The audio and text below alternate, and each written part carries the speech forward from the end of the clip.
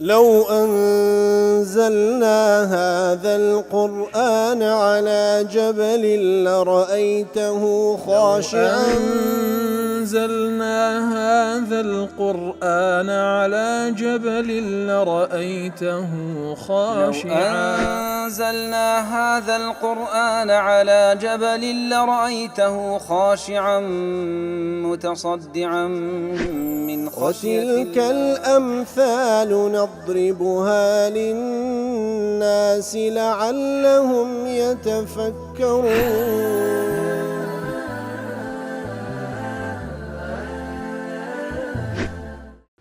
الحمد لله والصلاة والسلام على رسول الله وعلى آله وصحبه ومن والاه. السلام عليكم ورحمة الله. برزان خوش حال لواني 1421 لواني كاين تفسير قرآني بيروز بيم وخزمتان وان بست رزامن دي رب العالمين وهي وادار مئوي عزيز سودي لور بقرن.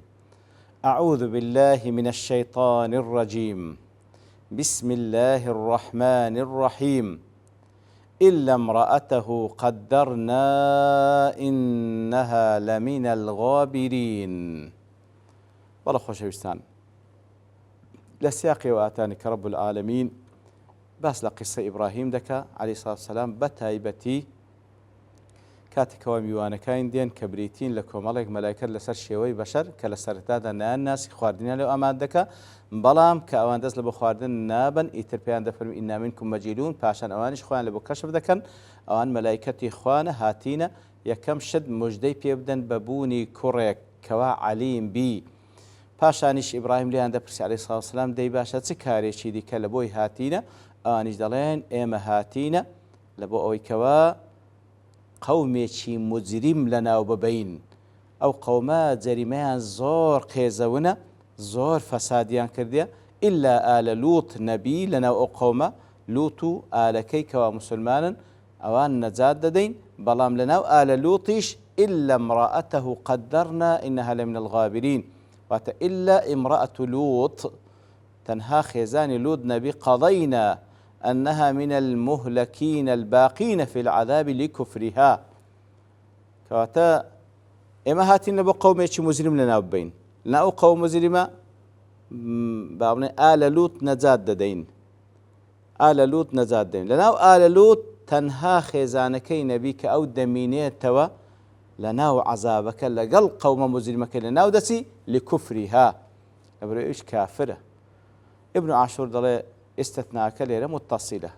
آل لوط لناو آل لوط شيء خزانة كشيء أو خزاني لبر أو لقل أوان بجدانية لإيمان وكلوط وكدوك سكي أويش أجرتي خزاني بيغمبري كلا بيغمبراني خوا بلام لبر كفركي أويش دوتاري أو سزا وعذاب دبيتوا كوالب قوم مجرمكي هاتية. ابن تيمية دلالة على أن امرأة رجل من آله كاتب أتجبل غير سروي آل لوط خزانكش دقريتوا لو خزانكي خواي يقول درهنا لوي كوا فعلا أويش آل لوطة بلام نزاتي نابي لقل لوط ولقل دوك سكي لبر أو كفركيتي بل كدمينيتو ولا لقل قوم مجرمكي كوا لناو عذاب أيج لناو دتي رازي دلي فيه سؤال لما أسند الملائكة فعل التقدير إلى أنفسهم مع أنه لله تعالى باش لبرسي أو تقديرا إلا امرأته قدرنا ملائكة كان إما تقدير ما كرديو إما بريان ما دا كواب مينيتو لقل أو قومي لقل أوان لناو بسي مع العلم أو تقدير أو قضاء لا إخواي قوريه لو نانقو قدر الله تعالى لو وتيان قدرنا إيما تقدير ماكر. الجواب إنما ذكروا هذه العبارة أو عبارتين كباسكر لما لهم من القرب والاختصاص بالله تعالى. وأنا نزيكن لأخوة يقولوا ملائكة نزيكن تايبة بالله تعالى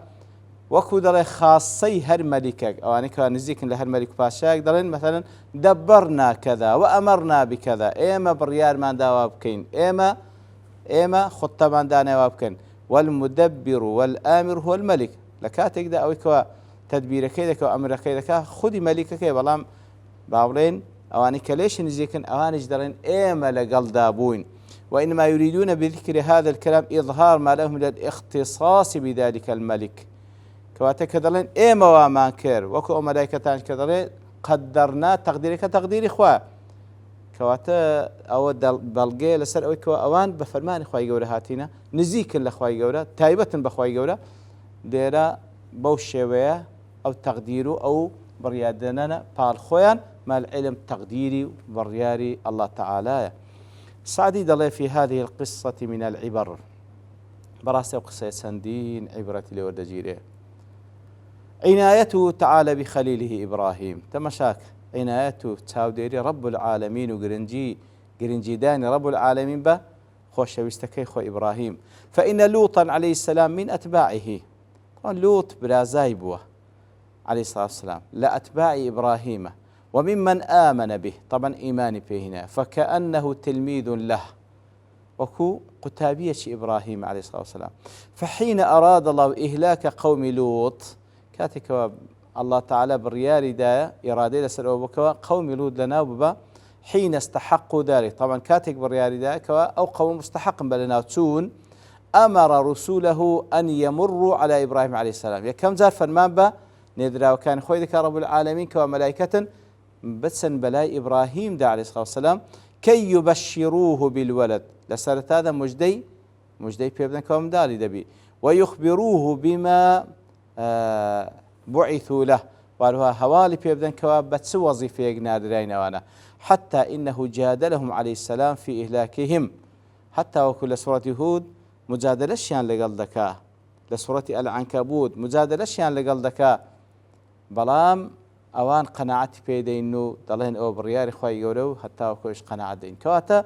او ريز لنا لإبراهيم عليه الصلاة والسلام خوي يقولوا كوا ملائكتانا هم مجدي بيبدن هم او خبرش بيبدن كوا تسي بسر قومي برازا كيدي كوا لوطا كوا كتلبت شبيه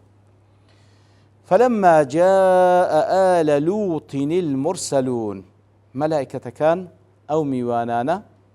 إبراهيم بزيديلن إنجا دسنا لاي آل لوط أي فلما أتت الملائكة لوطا وأهله كاتك وملائكة كان دين لاي لوط أهلكي ديار مناسبة يؤتي لقل أو بيشتوت وكو بقاعدة لما تم ما أريد الإخبار عنه أو كوا بيشت باسكرا لا قفتقوي نوان ملائكة كان لقل إبراهيم أو جا باز لويدك إنجا أو وظيفة خوان يعني وزيب كان ملائكة كان يكم زارش هاتين لاي لوط عليه الصلاة والسلام كوا بيراب جين كوان بس وظيفة بابرين روانك رينا فلما جاء آل لوط المرسلون قال إنكم قوم منكرون كدين لاي لوط لوط بملائكة كان دفن بيه طبعا عين لسر شوي بشر هاتينا قال إنكم قوم غير معروفين لدي أنقول كسانك الناتان ناسم فلا أدري من أنتم أنقول شين خازن دلي إنما قال هذه المقالة لوط لبرتي لوط وايفرمو كوناتا ناسم لأنهم دخلوا عليه وهم في زي شبان مردان حسان أوان كتسوينا لسر شيوي كومالي جنزي جواني ريكوبيك فخاف أن يهجم عليهم قومه لو إذا تسيكوا قومك يا خوي ناسي تسمو زريمو بيسكن لو إذا تسيكوا بين هيرج بين نسر أو جنزانة فلهذا السبب قال هذه المقال لبل أو سببه كوا أو برسياري ليكردن وقيل إن النكرة ضد المعرفة أو هاج قلت لك طبعا نكرة ومعرفة ما نهي معرفة ناسرة ونكرة ناسرة فقولوا إنكم قوم منكرون يعني لا أعرفكم ولا أعرف من أي الأقوام أنتم ولا لأي غرض دخلتم بالنسبة من أنقول نكرا لازم أنقول شين نازم لتقوميكن نازم لبتشتك هاتينا إتر أخوي الزاني كوانا أو قوم مجرمي كوا احتماله وكو فعلا احتمالكش لزي خويبو زوري بيناتي قومكي دين درقاي لدقرن بلى قالوا بل جئناك بما كانوا فيه يمترون وأتى ملائكة كان بلود دفرمون عليه الصلاة والسلام بل نحن ملائكة الله إيما ملائكة خوي قولين جئناك بعذاب قومك إيما هاتينا عذاب ما فيه بقومك الذي كانوا يشكون في وقوع بهم ئەو عەزابەمان پێ کە قەومەکەت شەک و گومانیان هەو بێتە سەریان. ئێمە مەلایکەتین هاتینە عەزابمان پێ لە بۆ قەومەکەت کەەوە ئەوان شەک و گومانیان هەبوو. وأتيناك بالحق وإنا لصادقون هل درجة قسكان ملائكة لبولوت وأتيناك باليقين من عند الله بيقين ولا لا پروردگار هاتينا يقين ما بيه وهو عذاب قومك عذابك ما بيه بيقين لبو قومك هاتيا وإنا لصادقون فيما أخبرناك به من هلاكهم إما رازقوين لو كاتينا خبرت بيبدين كوا أو قوميت لنا ودبين فأسر بأهلك بقطع من الليل إنزا توزيه بيدن. طبعا هو تفاصيل كشتي ذا وكل سورة هود باسي ذكا طبعا قوم كيدين درقاي لي دقرنو داواي أو قنزانة دا كانوا إتر لين داري أو زا ملايكة كان داري ما ترسى إما ملايكتي خوين النات وانا دستيان بقاتت ويان دستيان بقاتما إنزا فأسر بأهلك بقطع من الليل فرمان بلود دا كان عليه الصلاة والسلام أي فاخرج أنت وأهلك من أرض قومك بخوتو بأهلكت كواني إيمانيا بيد هنا درب سنليرة بعد مضي وقت من الليل لدواء وكواب بشيق لشو دروا دبلير دربسن حيث تكون العيون قد نامت كاتق لير دربسن بشيق لشو روئشت كوا خلشي نستيا ولا يعلم أحد بمسراك بشيق دربسا كوا خلق بينزاني بشيق لشو روئشت خلق دستي بنستن كرديا أو كاتا دربسا فأسري بأهلك بخوتبة أهلكت كدوكسكيبو إيمانيا بيهنابو دربسا بشو بشيق لشو روشتا دربسا واتبع أدبارهم أي وكن يا لوط من وراء أهلك وامشي خلفهم إنزا تشونيتي روش نكشتان أوان ببيش أخوة دابدا أتولى دواي أوان برو وامشي خلفهم حين تسري بهم فوشوي كدرون أوان بالبيش تبرون أتولى دواي أوان برو فأمر لوطا عليه السلام أن يكون من ورائهم كوات فرمان يا بلوط كوالا دواي أهل كيبروا وتلمس العلماء أوجه الحكمة في ذلك ترزانا باسن حكمة سيا لولا دواي عند أبروا لولا بيش عن نروى يكم إنه أمر أن يكون من ورائهم أمر بيكراك ولا دواي عند أبروا لئلا يتخلف منهم أحد فيناله العذاب وكو إمام قرطبي دره لدواي عند أبروا تاوكو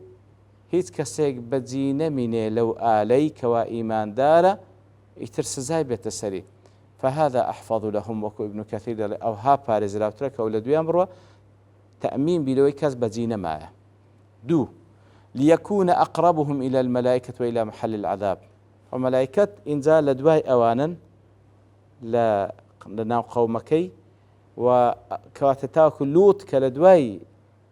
سكاني دروا أو نزيك تربي لملائكة كانوا لو جايك وعذاب ديت خواري لبرسي لأنه أثبتهم قلبا أو ضري لهم وان زي جيرتلا وأعرفهم بالله أو لهم وان زيادة الخواناسة وقد جرت عادة الكبراء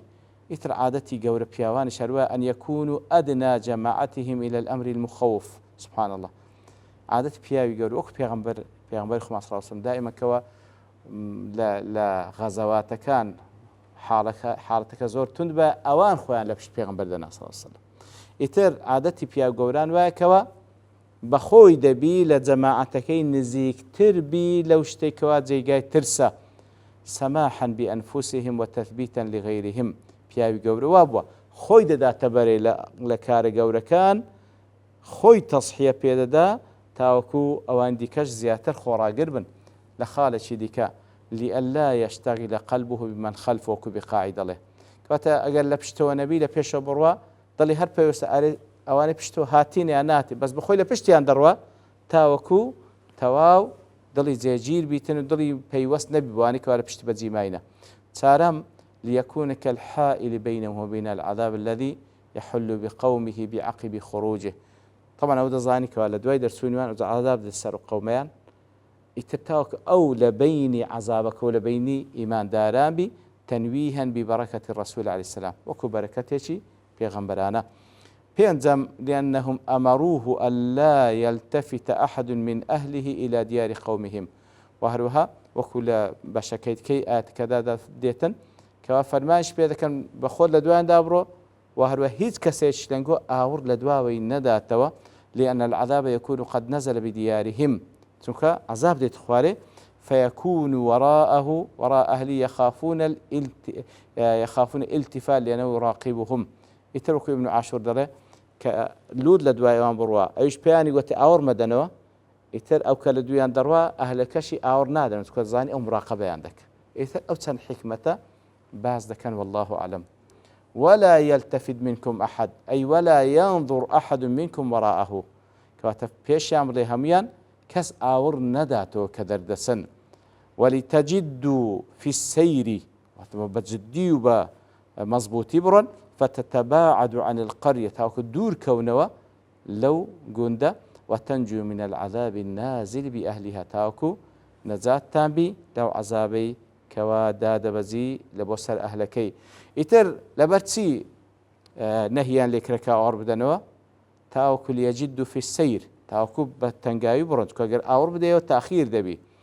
تاوكو دور كونوا نبادا عذابك ببينا خوان خاصليان نزيق وقيل لبر هندي كوانهيان لكرا لئلا يروا ما ينزل بقوم من العذاب فيرق لهم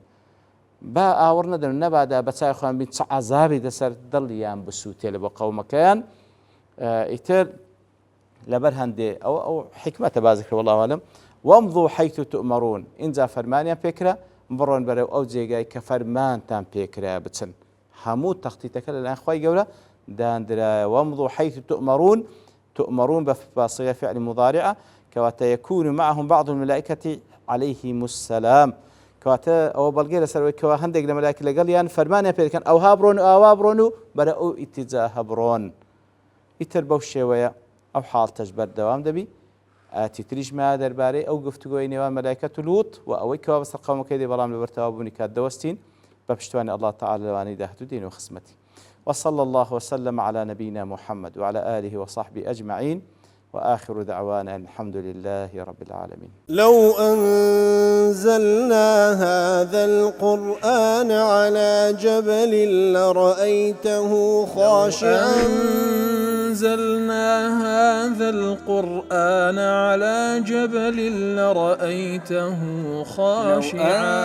أنزلنا هذا القرآن على جبل لرأيته خاشعا متصدعا من خشية وتلك الأمثال نضربها للناس لعلهم يتفكرون